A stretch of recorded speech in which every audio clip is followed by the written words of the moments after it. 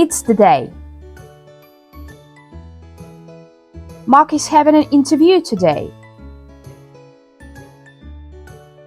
He feels nervous. He hasn't got a great choice, so he has to pass it anyway.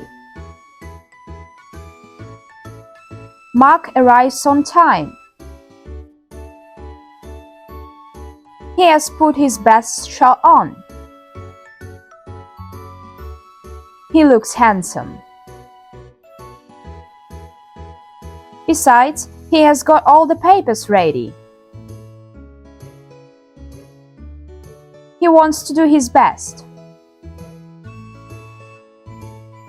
The interviewer is a cute woman. Mark answers all her questions easily. She congratulates him with the new job.